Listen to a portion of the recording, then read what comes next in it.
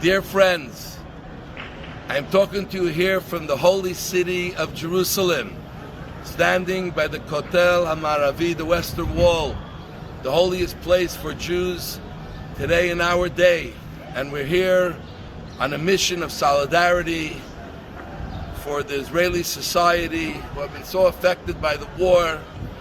And it's incredible how we have come to give support, but we feel nothing but support for them, for all of us and all of you in Montreal and beyond who are thinking of our brothers and sisters in the Holy Land. In this week's Torah portion, Behar, we talk about the Shemitah, the sabbatical year, with a cycle of 7 years, and every 7th year we don't work the land. And then there is a cycle of 7 Shemitahs. And after 7 Shemitahs, 49 years, we have the Jubilee year, which is the 50th year. And besides not working the land on that year, there's something else. And that is what the Torah says, the Krasem Durar Ba'aretz L'chol Yishva. We will proclaim freedom and liberty in the land for all of its inhabitants. And this is the Jubilee year. This verse, which is engraved on the Liberty Bell in Philadelphia, which America is built on, giving freedom. What does it mean that God is giving freedom on this Jubilee year? To who is their freedom?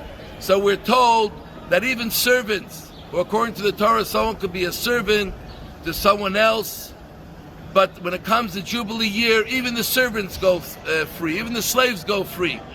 There's total freedom.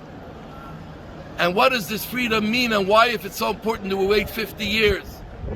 Freedom is the most important gift that God had given us when He took us out of Egypt. And every single day, as we read in the Shema about going out of Egypt, God gives us freedom.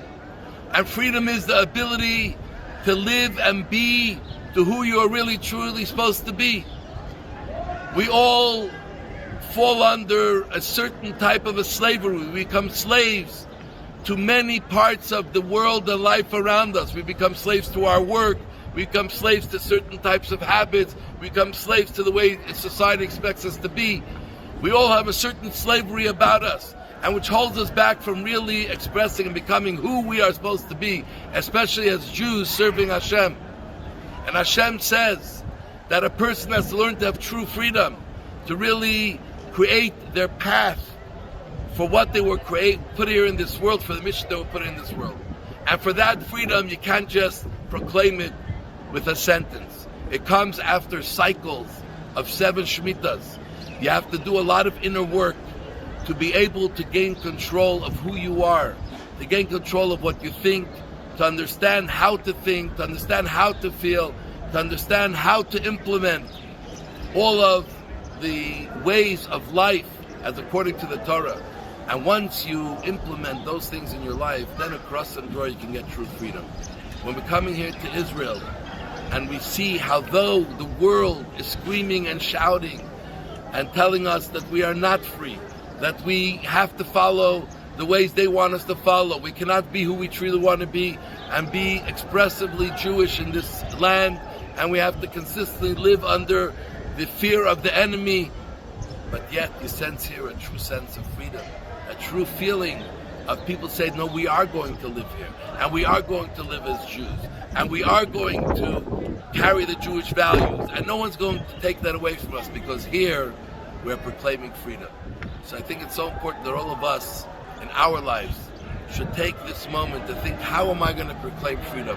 What shackle am I going to throw off to be able to be the true Jew I am inside, the true Jew I'm supposed to be?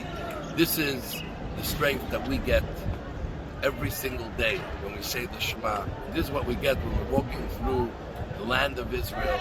And may Hashem help that very soon we'll experience the true, full freedom with the coming of Mashiach quickly in our days. So I want to wish you Shabbat Shalom. We love you all. God bless you.